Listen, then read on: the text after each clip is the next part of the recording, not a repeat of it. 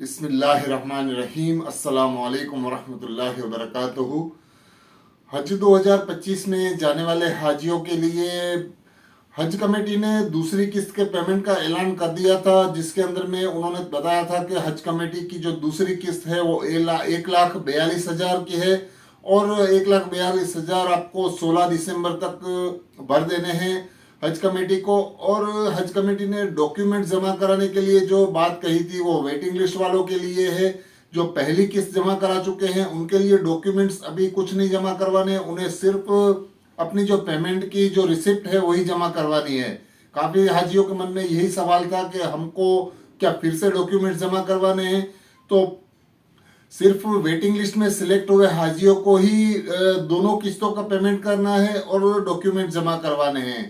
इस तरह से डॉक्यूमेंट जमा करवाने की आखिरी तारीख 19 दिसंबर है और पेमेंट जमा करवाने की आखिरी तारीख 16 दिसंबर है।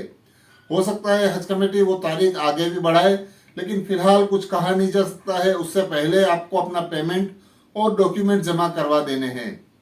और महरम कोटे का हज कमेटी ने अनाउंस किया है वो 500 का है। वो जो 500 के अंदर में जो महरम बन के जाने वाली लेडीजें हैं उनके लिए ये है, वो अगर अप्लाई करना चाहती हैं तो वो 9 दिसंबर तक अप्लाई कर सकती हैं और उससे पहले ही वो अप्लाई कर देने से हज कमेटी के अंदर में उनके फॉर्म सबमिट होने चाहिए।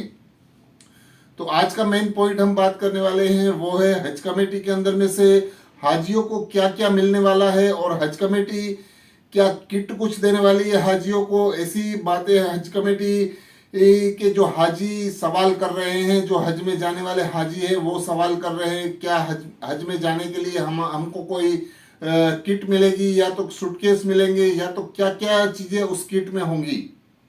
तो उस बारे में हम आज बात करेंगे इंशाल्लाह। तो जो लोग मेरे नए हैं इस चैनल पे, जो पहली बार आए हैं, वो मेरा चैनल सब्सक्राइब कीजिए, लाइक कीजिए, शेयर कीजिए। तो चलिए शुरू करते हैं आज का वीडियो।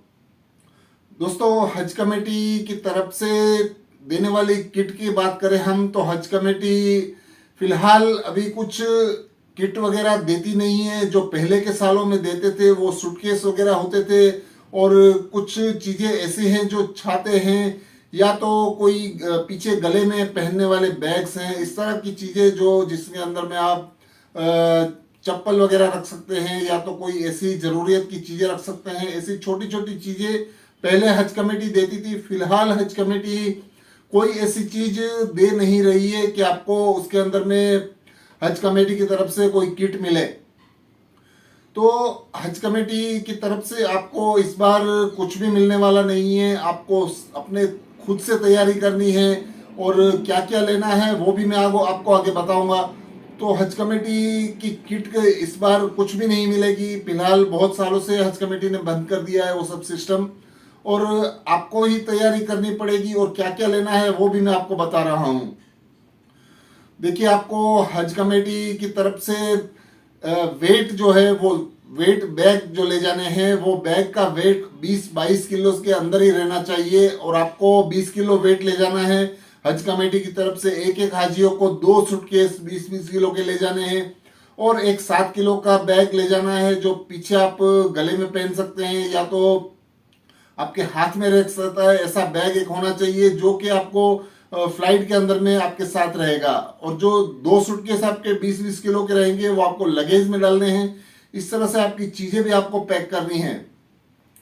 और जो हाजी 7 किलो के जो बैग ले रहे हैं उसमें 7 किलो के अंदर में क्या क्या चीजें डालनी है, फ्लाइट के अंदर में क्या रूल्स हैं, क्या गाइडलाइंस हैं, वो जरूर से पढ़ लेनी है। क्योंकि बहुत सारी चीजें ऐसी है जो आपको फ्लाइट के अंदर में अलाउ नहीं करती है, जो आपको लगेज बैग के अंदर में डालनी है। तो ये सब चीजें आप जानना बहुत जरूरी है। तो आपको ये चीजें बहुत पहले जान लेनी है, अभी से ही आपको तैयारी करनी है।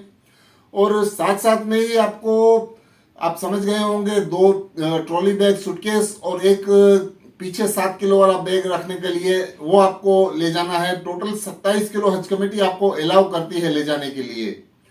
और वहां पे आपकी हम बात करें हज के अंदर में आपको क्या क्या जरूरतें होने वाली है बैग की, उस हिसाब से हम बात करें तो आपको जो 7 किलो का बैग रहता है जो आपको फ्लाइट के अंदर में लेके जाना होगा, वो बैग ऐसा ले कि आपको मीना में भी काम आ जाए। और मीना के अंदर में जब आपको लेके जाया जाएगा, जब आपको 8 जिलहज्जा को लेके जाया जाएगा। उस टाइम पे ऐसा ही बैग आप ले जो लाइट वेट हो और जिसके अंदर में एहराम और छाता और कोई थोड़ी बहुत चीज़ें जिसके अंदर में आ सके, जो आप बिना के अंदर में ले सके, और लाइट वेट बहुत होना चाहिए, ज़्यादा वेट नहीं होना चाहिए उस बैग का। और ऐसा बैग होना चाहिए मेरे हिसाब से कि आपको पीछे के साइड में आप उसको कंधे पे पहन सके, क्योंकि हज के अंदर में जो 5 दिन रहते हैं वहाँ धूप ज़्यादा रहेगी, तो आपको एक हाथ में छाता पकड़ना पड़ेगा, पानी की बोतल रहेगी, तो आपका हाथ खाली रहने के लिए आपको वो बैग पीछे लटकाना पड़ेगा, जिसकी वजह से आपको आसानी रहे। तो ये इस तरह से आपको हज के लिए तैयारी करनी है बैग्स की। और हज कमेटी के अंदर में से आपको फिलहाल तो कोई किट वगैरह कुछ मिलने वाला नहीं है। छाता भी आपको खुद ही लेना है। छाता मेरे हिसाब से आपको 3 फोल्ड वाला लेने से जो आपके छोटे से बैग में भी रह जाएगा। आपको पता होगा मीना के अंदर में, टेंट के अंदर में जो आपके पीछे वाले बैग रह जाते हैं, उसके बाद जो आपका एक छोटा सा बैग होता है जूते चप्पल रखने का, उसके अंदर में आपको जमरात पे जाने के लिए वो छोटा सा बैग जो रहता है, जो गले में पहनते हैं, बिल्कुल छोटा सा, जिसके अंदर में आप चप्पल रख सकते हैं और जिसके अंदर में आप छाता रख सकते हैं, पानी की बोतल है और दूसरी वगैरह चीजें हैं जैसे कि ड्राई फ्रूट्स है, कुछ खाने की चीजें हैं। वही छोटा सा बैग जो पीछे गले में पहनने वाला होता है वो आपको रखना है साथ में, क्योंकि उसके रखने से आपको वो जो बड़ा बैग है 7 किलो वाला जो आप जो लिए हैं, वो बैग को हर जगह पे आपको घुमाने की जरूरत नहीं है। और इस तरह से ही 5 दिनों के लिए आपको ये 2 बैग रखने हैं, एक आपके साथ में जो है उनके लिए भी रखना है और आपके लिए भी रखना है। सबके अलग अलग बैग रखने से क्या होता है, थोड़ा वेट भी थोड़ा डिवाइड होता है, एक आदमी के ऊपर पूरा वेट नहीं आता है। और इस तरह से ही आपको जो छोटे बैग की मैं बात कर रहा हूँ, वो आपको डेली आप जो मक्का शरीफ में उम्रा करने के लिए जाएंगे, तवाफ के लिए जाएंगे, इबादत के लिए जाएंगे, तो वो जो छोटा सा बैग है उसमें आप चप्पल वगैरह रख के और पानी की बोतल है या तो फिर वो खाने पीने की चीजें हैं, वो सब डेली आप ले जा सकते हैं। इस तरह का छोटा सा बैग जो पीछे गले में पहनने का आता है वो रखना है। इस तरह से आपको तैयारी करनी है। छाता आपको जरूर रखना है। एक एक हाजी के लिए एक एक छाता बहुत ही जरूरी है, क्योंकि धूप की वजह से वहां पे आपको छाता लेके जाना बहुत जरूरी है। पानी की जो शिपर है, जो बोतल है, वो अच्छी तरह से एक बोतल आपके पास ही रखनी है जो आपके बैग में रहेगी, हर वक्त आपको उसकी जरूरत पड़ेगी। तो इस तरह से आपको ये हज के लिए तैयारी करनी है। और हज कमेटी की जो किट की हम बात करें तो हज कमेटी फिलहाल तो कुछ नहीं देगी आपको, और हज कमेटी की तरफ से ऐसा कोई गाइडलाइंस में भी नहीं लिखा हुआ है कि हज कमेटी आपको कुछ देगी। हज कमेटी जो चीज भी देगी उसके भी चार्ज लगते हैं, और जो जमजम का जो पानी है वो भी आपको हज कमेटी देगी, उसके भी चार्ज लगते हैं। उसके भी लगभग 22 रियाल के आसपास हज कमेटी चार्ज करती है। और पानी के हवाले से हज कमेटी ने गाइडलाइंस में बहुत ही स्ट्रिक्टली लिखा है कि हज कमेटी से आपको जमजम का पानी 5 लीटर यहाँ एयरपोर्ट के ऊपर उतरने के बाद मिलेगा। तो आपको वहां से पानी बिल्कुल भी नहीं लेके आना है। आपको याद रखना है हज कमेटी आपको 5 लीटर का जमजम का पानी एक एक हाजी एक एक पासपोर्ट के ऊपर देगी, और उसके लिए आपको यहाँ एयरपोर्ट पे मिलेगा।